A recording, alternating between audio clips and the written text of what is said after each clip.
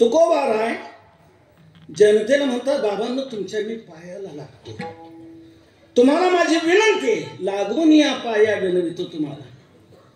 तुकोबाराय आपल्या पायाला लागतात. कोणी कोणाच्या पायाला लागायचं असतं? आपली भारतीय हिंदू संस्कृती काय सांगते? कोणी कोणाच्या पायाला लागायचं? छोट्याने मोठ्याच्या पायाला लागायचं आणि मोठ्याने छोट्यांना आशीर्वाद द्यायचा. ही आपली भारतीय हिंदू संस्कृती आहे. इथे तुकोबाराय आपल्या पायाला लागतायत म्हणजे आपण तुकोबारायांपेक्षा मोठे झालो की नाही? ते आपल्या पायाला लागतात याचा अर्थ काय? आपण त्यांच्यापेक्षा मोठे झालो नाही, पण ते आपल्या पायाला लागतात याचा अर्थ असा आहे, संतांची किती खाली यायची तयारी आहे. समाजामध्ये परिवर्तन होण्याकरता, समाजाचं भलं होण्याकरता, कल्याण होण्याकरता संतांची किती खाली यायची तयारी. तुमच्या पायाला लागतो म्हणतात. आपली काय योग्यता आहे की त्यांनी आपल्या पायाला लागावं? आपण त्यांच्यापेक्षा मोठे झालो का? एक सांगू, तुकोबारायांपेक्षा कोणीच मोठं नाही, कोणीच मोठं नाही. सर्वात मोठे तुकोबाराय, सर्वात मोठे. मी नाही म्हणत, सर्वात मोठा आहे भगवान. भगवान आहे आपल्यापेक्षा संतांना सर्वात मोठे समजतो. सर्व संतात मोठे संत आहेत ज्ञानोबाराय. ज्ञानदेव वैष्णव मोठा, पण तेही ज्ञानोबाराय रामेश्वर भट्टाला सांगतात, तू इथे नको थांबू, तू देहूला जा, तुकोबारांकडे जा. रामेश्वर भट्ट म्हणतात, तुकोबाराय कोण? ज्ञानोबाराय त्याला म्हणतात, तुकोबाराय कोण म्हणतोस? तुका सर्वात सर्वश्रेष्ठ. ज्ञानोबाराय म्हणतात, तुका सर्वात श्रेष्ठ प्रिय आम्हा थोर. का जो अवतार नामयाचा, त्याची तुझं काही घडले रे निंदा, म्हणून या बाधा जडली तुझं, दर्शनेची तुझ्या दोषा परिहार, स्वप्नी सविस्तर सांगितले. ज्ञानोबाराने रामेश्वर भट्टाला स्वप्नात हे सविस्तर सांगितलं की तुकोबाराय सामान्य नाही, सर्वात मोठे तुकोबाराय. तुकोबारांना कळस म्हटले की नाही? तुका झाला असे. कळस कशाला असतो? मंदिराला असतो. आणि मंदिराची पूर्णता कशाने? कळस बसवण्यातच मंदिराची पूर्णता आहे. सर्वात वर कळस ठेवला जातो. कळसाच्या वर काय आहे का? काही. कळसाच्या वर काय नाही, सर्वात वर कळस आहे. तसं तुकोबाराय सर्वात वर आहे, सर्वात मोठे आहे. पण सर्वात मोठे असणारे तुकोबाराय सर्वात खाली येतात आणि तुमच्या आमच्या पायाला लागतात. काय आपली लायकी? आपल्या पायाला लागतात तर म्हणतात, बाबांनो तुम्हाला माझी विनंती आहे, तुम्ही नामचिंतन करा. करे टाळी बोला मुखी नाम, हाताने टाळी वाजवा आणि मुखाने नाम घ्या. महाराज तुम्ही नाम घ्यायला आम्हाला सांगता, आम्ही नाम घ्यायचं म्हणजे नेमकं काय म्हणायचं, कोणतं नाम घ्यायचं? तुकोबाराय म्हणतात, विठ्ठल विठ्ठल म्हणा वेळोवेळा, विठ्ठल विठ्ठल म्हणा, विठ्ठल विठ्ठल म्हणा, विठ्ठल विठ्ठल म्हणा. कधी? वेळोवेळा, वेळोवेळा. जशी वेळ तुम्हाला मिळेल तसं त्या त्या वेळेला विठ्ठल विठ्ठल म्हणा, विठ्ठल विठ्ठल म्हणा. असं तुकोबाराय ज्या वेळेला लोकांना सांगू लागले, त्यावेळेला काही बुद्धिजीवी वर्ग, तर्कवादी वर्ग असं पुढे आला आणि तुकोबारानं म्हणला, तुकोबाराय आम्ही या महिन्याभरात 4-5 ठिकाणी तुमची कीर्तन ऐकली, पण जिथे तिथे तुम्ही हेच सांगत आले, विठ्ठल विठ्ठल म्हणा. त्या सांगलीला हेच सांगितलं होतं, विठ्ठल विठ्ठल म्हणा. त्या फैजपूरलाही हेच सांगितलं होतं, विठ्ठल विठ्ठल म्हणा. त्या ममराबादला हेच सांगितलं होतं, विठ्ठल विठ्ठल म्हणा. त्या रिसोद्यालाही हेच सांगितलं होतं, विठ्ठल विठ्ठल. महाराज म्हणतात ना, तुमचं म्हणणं का आमचं म्हणणं एक आहे, तुम्ही विठ्ठल विठ्ठल मंत्र आम्हाला सांगता, विठ्ठल विठ्ठल म्हणायला सांगता.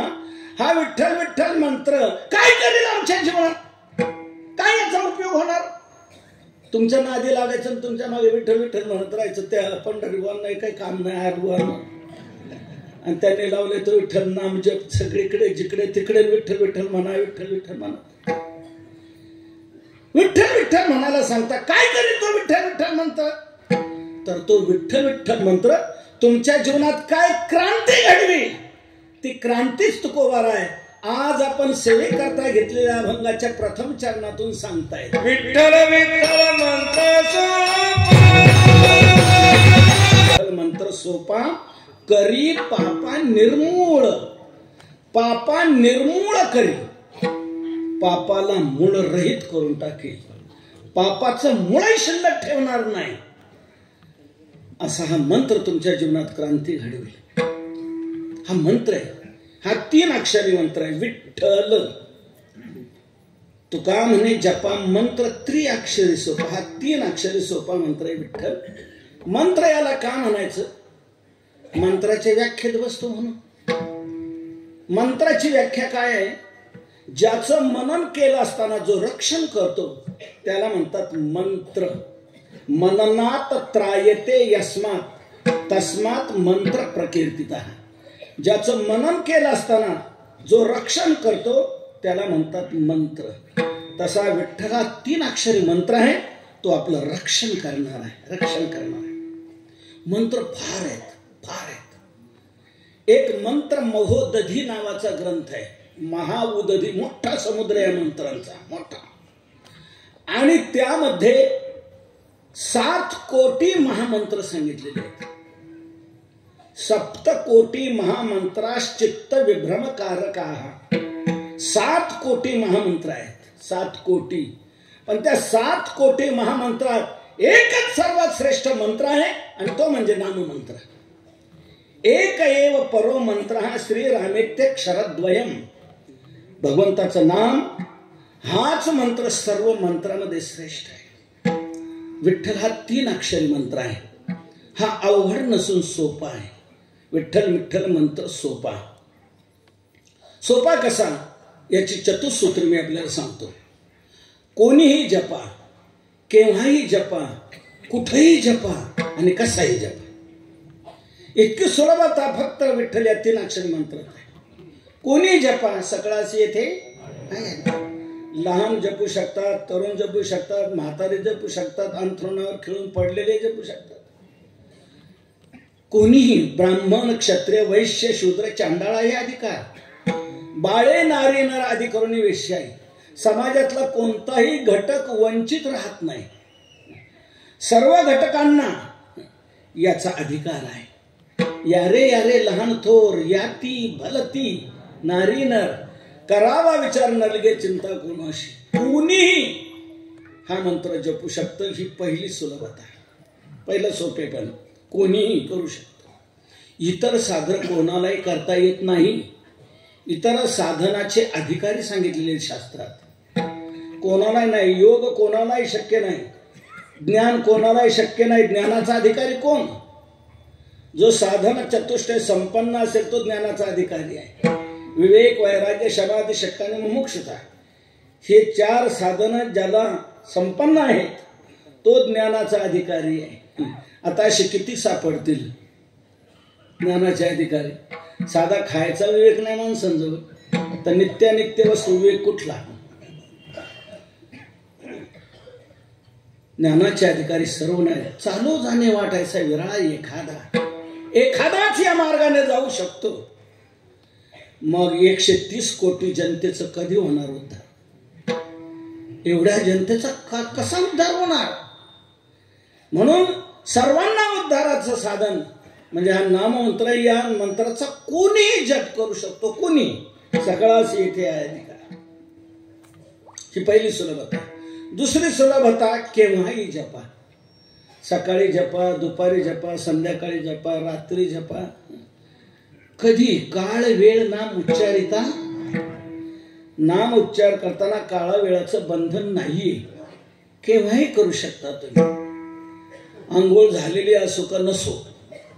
म्हणून गोड सर्व भावे, आंघोळी नलगे तोंड धुवावे.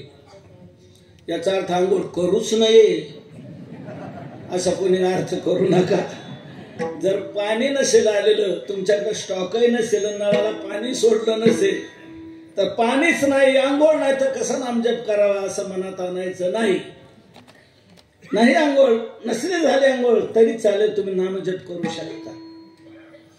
आंघोळी नलगे तोंड केव्हाही नामचिंतन करू शकता. ही दुसरी सुलभता. कुठेही जपा. याला स्थळाचं बंधन नाही, देशाचं बंधन आहे, देशाची मर्यादा नाही. इतर साधनाला देशाची मर्यादा आहे. विशिष्ट देशातच स्थिती साधना करावी लागते. योगाभ्यास करायचा ठरला कुठे चालेल का? नाही. योगाभ्यास कुठे करावा? गीतेचा 6वा अध्याय उघडा. योगाभ्यासाकरता कुठं जायला पाहिजे? शुचौ देशे प्रतिष्ठाप्य स्थिरमासनम आत्मनः नात्युच्छ्रितम नातिनीचम चैलाजन कुशोत्तरम तत्र एकाग्रम कृत्वा तत्र अत्र न तत्र तिथे जा. त्या शुद्ध देशात जायला पाहिजे.